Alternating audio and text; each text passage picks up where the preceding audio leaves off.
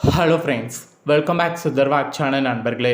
இன்றைக்கி இந்த வீடியோவில் மிக மிக முக்கியமான ஒரு ராசி பலன தகவல்களை தான் இந்த வீடியோவில் அதிரடியாக பார்க்க போகிறோம். ஸோ பார்க்குறதுக்கு முன்னாடி எதை பற்றிய தகவல்களை பார்க்க போகிறோங்கிறத இன்ட்ரோவில் ஷேர் பண்ணுறேன். எதை பற்றிய தகவல்களை பார்க்க போகிறோங்கிறத இன்ட்ரோவில் தெரிஞ்சுக்குங்க. தற்போது 2025 ஆண்டில் தமிழ் மாதமானது மிகவும் முக்கியமான 5வது மாதமானது நடந்துட்டுருக்கு. இந்த 5வது மாதம் ஆவணி மாதம் என்று சொல்லலாம்.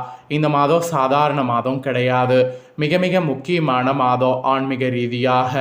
இந்த மாதத்தில் விநாயகர் சதுர்த்தி, அதுக்கப்புறம் திருவோணம் விரதம், அதுக்கப்புறம் ஆவணி அவிட்டம், ஆவணி மூலம், வரலட்சுமி நோன்பு, கிருஷ்ண ஜெயந்தி, இந்த மாதிரி நிறைய முக்கியமான பண்டிகைகள் வரும். அதனால் ஆன்மீக ரீதியாக இந்த மாதம் மிக முக்கியமான மாதமாக கருதப்படுது. ஸோ இந்த மாதத்தில் மிக மிக முக்கியமான நாட்கள்னு பார்த்திங்கன்னா இன்னும் ஒன்று இருக்குது. அது என்னென்னா அமாவாசை. ஸோ ஆவணி மாதம் பிறந்த உடனே ஆவணி அமாவாசையானது வருது. இந்த அமாவாசை சாதாரண அமாவாசை கிடையாது, மிகவும் சக்தி வாய்ந்த அமாவாசை. இந்த அமாவாசை என்னைக்கு வருதுன்னா ஆவணியுடைய 6ஆம் நாள். அதே போல் ஆங்கில மாதத்தில் ஆகஸ்டுடைய 22ஆம் தேதி வெள்ளிக்கிழமை அன்னைக்கு அமாவாசையானது வருது. இந்த அமாவாசை சாதாரண அமாவாசை கிடையாது, மிகவும் சக்தி வாய்ந்த ஒரு அமாவாசையாக கருதப்படுது. இந்த சக்தி வாய்ந்த அமாவாசையில் கிரகநிலைகளில் ஏற்படக்கூடிய மாற்றங்களால் ஒவ்வொரு ராசிக்காரங்களுக்கும் தலையெழுத்து மாறும். அப்படி மாறக்கூடிய தலையெழுத்தை அந்தந்த ராசிக்காரங்க தெரிஞ்சு பலனடையணுங்கிறதுனால ஒவ்வொரு ராசிக்கும் அமாவாசை பலனை ஷேர் பண்ணிட்டு வர. அதில் இன்றைக்கி இந்த வீடியோவில் மீனம் ராசிக்காரங்களுக்கு ஷேர் பண்ண போகிறேன். மீனம் ராசியில் பிறந்த நேயர்கள் இந்த ஒரு வீடியோவை ஸ்கிப் பண்ணாமல் பாருங்கள். உங்களோட ராசியை சேர்ந்தவர்களுக்கு இந்த அமாவாசை பலன் என்னங்கிறத தெரிஞ்சு அதற்கேற்ப நடந்து பலன் பெறுங்க. ஸோ இந்த அமாவாசை பலனை நீங்கள் தெளிவாக தெரிஞ்சுக்கிட்டிங்கன்னா அதற்கேற்ப நடந்து இனி அமாவாசைக்கு பிறகு பலனடையலாம். அதனால் அமாவாசை பலனை தெளிவாக இந்த வீடியோவில் உங்களுக்கு ஷேர் பண்ணுறேன். தெளிவாக என்னங்கிறத தெரிஞ்சுக்குங்க. அதுக்கு முன்னாடி இந்த ஆவணியில் வரக்கூடிய அமாவாசை சாதாரண அமாவாசை கிடையாது. இந்த அமாவாசை சக்தி வாய்ந்த அமாவாசை. இந்த அமாவாசையில் இவற்றையெல்லாம் செய்திங்கன்னா மிகுந்த அற்புதமான பலன்கள் பெற முடியும். எவற்றை செய்தால் மிகுந்த அற்புதமான பலன்கள் பெறலாங்கிறத வாங்க பார்க்கலாம். ஆக்சுவலி தமிழர்களுடைய ஜோதிட கணக்கின்படி சூரியன் சிம்ம ராசியில் பிரவேசிக்கக்கூடிய மாதமே ஆவணி மாதம் என கணக்கில் கொள்ளப்படுகிறது.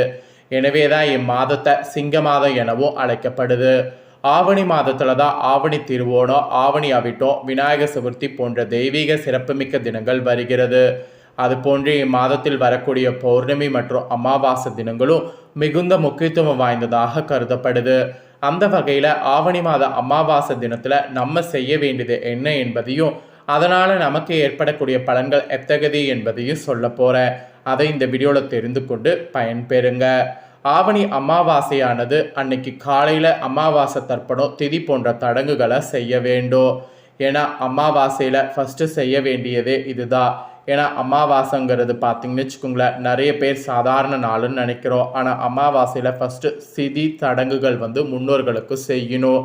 ஆவணி மாத அமாவாசை தினத்தில் காலையில் குளித்து முடித்து விட்டு உங்கள் ஊரில் இருக்கக்கூடிய ஆத்தங்கரை அல்லது குளக்கரைக்கு மைத்திர முகூர்த்த நேரம் எனப்படக்கூடிய அதிகார நேரத்தில் வேதியர்கள் கொண்டு மறைந்த உங்கள் முன்னோர்கள் உறவினர்களுக்கு திதி தர்ப்பணம் தர வேண்டும். தர்ப்பணம் விடுவதற்கு தொடங்கும் முன்பு குலதெய்வத்தை வணங்க வேண்டும். பின்பு இந்த தர்ப்பண சடங்கு நன்றாக அமைய தேவர்கள் நாயகனாகிய மஞ்சளில் விநாயகரை பிடித்து வழிபாடு செய்யணும் அல்லது மானசீகமாக அவரை வழிபாடு செய்யணும்.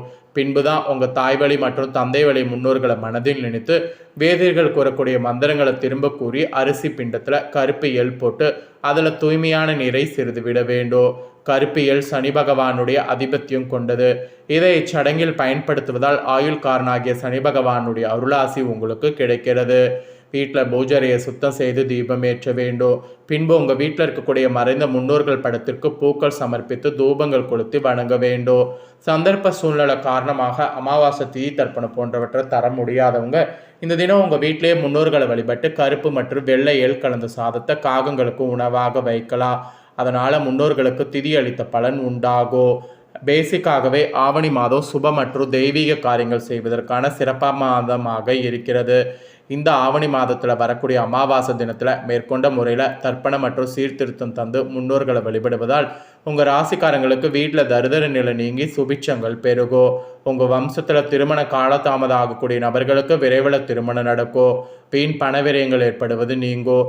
வெளிநாடு செல்லக்கூடிய முயற்சிகள் வெற்றி பெறும். எடுக்கக்கூடிய முயற்சிகள் அனைத்திலும் வெற்றிகள் உண்டாகும். காரிய தடைகள் நீங்கும். ஸோ அதனால் மறக்காமல் இந்த நாளில் வழிபாடு செய்திடுங்க.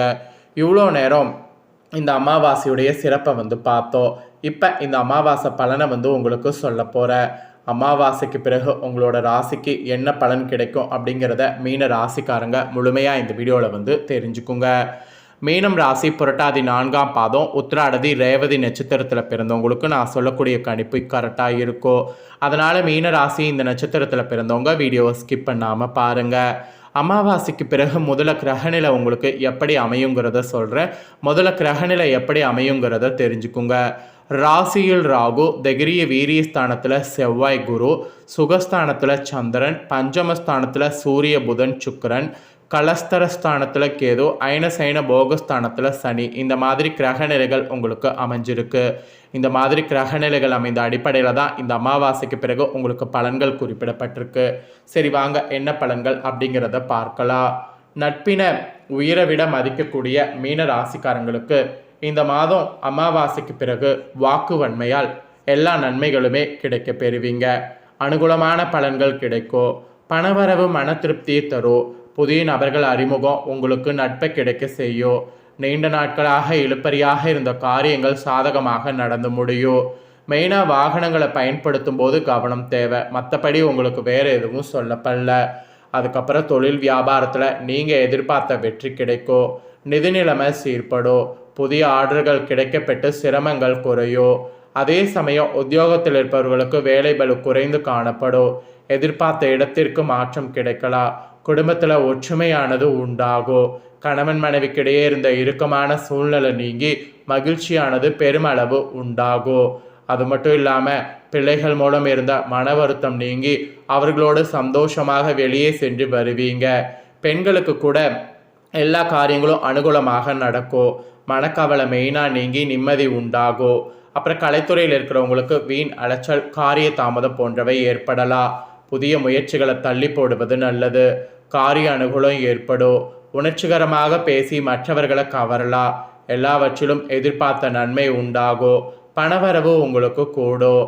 அப்புறம் அரசியல் துறையில் இருக்கிறவங்களுக்கு கொடுக்கல் வாங்கல இருந்த பிரச்சனை தீரும். நீண்ட நாட்களாக இருந்த கஷ்டம் நீங்கும். எதையும் செய்து முடிக்கக்கூடிய சாமர்த்தியம் உண்டாகும். அரசாங்கம் மூலம் லாபமானது ஏற்படும். வெளியூர் அல்லது வெளிநாடு பயணம் சாதகமாக இருக்கும். மாணவர்களுக்கு கல்வியில் முன்னேற்றம் காண முழு மூச்சோடு செயல்படணும். எதிர்காலம் பற்றிய சிந்தனை மேலோங்கோ. ஸோ இந்த மாதிரி தாங்க உங்களோட ராசிக்கு அமாவாசைக்கு பிறகு கிரகநிலைகளால் பலன்கள் கிடைக்கும் என்பது குறிப்பிடப்பட்டிருக்கு. இதில் உங்கள் நட்சத்திரத்துக்கு ஏற்பவும் என்னங்கிறத பார்க்கலாம் வாங்க. ஃபர்ஸ்ட் புரட்டாதி 1ஆம் பாதத்தில் பிறந்த மீனம் ராசி. உங்களுக்கு இந்த மாதம் அமாவாசையிலிருந்து குடும்பத்திற்கு பார்த்தீங்கன்னு வச்சுங்களேன், தேவையான பொருட்கள் வாங்குவதன் மூலம் செலவு உண்டாகும். சகோதரர்கள் மூலம் உதவிகள் கிடைக்கும். உறவினர்களுடைய வருகை இருக்கும். பிள்ளைகளோடு அனுசரணையாக நடந்து கொள்வது நன்மை தரும். இதே உத்திராடதியில் பிறந்த நட்சத்திரக்காரங்களுக்கு இந்த மாதம் அமாவாசையிலிருந்து துணிச்சலோடு ஈடுபட்டிங்கன்னா காரிய வெற்றி காண்பீங்க. பணவரவு திருப்தி தரும். வாக்குவாதத்தை தவிர்ப்பது நன்மை தரும். எதிலும் மிகவும் கவனமாக ஈடுபடுவது நல்லது.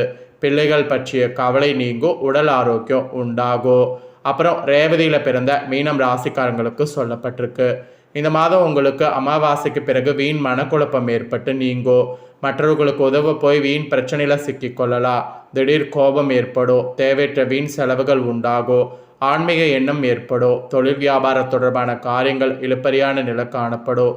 உத்தியோகத்தில் இருப்பவர்களுக்கு கூடுதல் பணி சுமையும் வீண் அலைச்சலும் உண்டாகும். ஸோ இந்த நட்சத்திரத்தில் பிறந்தவங்களுக்கு இதுதான் பலன். ஸோ நட்சத்திரத்துக்கு ஏற்ப உங்கள் ராசிக்காரங்களுக்கு என்ன மாதிரியான பலன் அமாவாசைக்கு பிறகு கிடைக்கும் அப்படிங்கிறத நீங்கள் தெரிஞ்சிருப்பீங்க. ஸோ தெரிஞ்சதுக்கேற்ப நடந்து பயன் பெறுங்க. நீங்கள் இதை பார்த்து பயனடைகிறது போல் உங்கள் ஃப்ரெண்ட்ஸ் ஃபேமிலியில் இருக்கிறவங்களும் பார்த்து பயனடையணும் அப்படின்னு நினச்சிங்கன்னா கண்டிப்பாக உங்கள் ஃப்ரெண்ட்ஸ் ஃபேமிலிக்கும் லைக் பண்ணி ஷேர் பண்ணுங்கள்.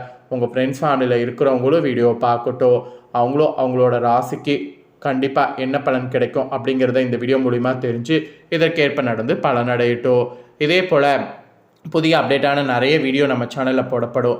அதையெல்லாமே உடனுக்குடனே தெரிந்து கொள்ள மறக்காமல் நம்ம சேனலை சப்ஸ்கிரைப் பண்ணுங்கள். கூட பெல் பண்ண ப்ரெஸ் பண்ணுங்கள். ஃபஸ்ட் டைம் பார்க்குறவங்க அதை நீங்கள் பண்ணிட்டீங்கன்னா இனி நான் போகிற மற்ற அப்டேட்டான எல்லா வீடியோஸும் உடனுக்குடனே தெரிந்து கொண்டு பயனடையலாம். ஸோ மறக்காமல் சப்ஸ்கிரைப் பண்ணி பெல் பண்ண ப்ரெஸ் பண்ணி சப்போர்ட் பண்ணுங்கள். வேறொரு வீடியோவில் வந்து உங்களை சந்திக்கிறேன். கண்டிப்பாக சப்போர்ட் பண்ணுங்கள். நன்றி.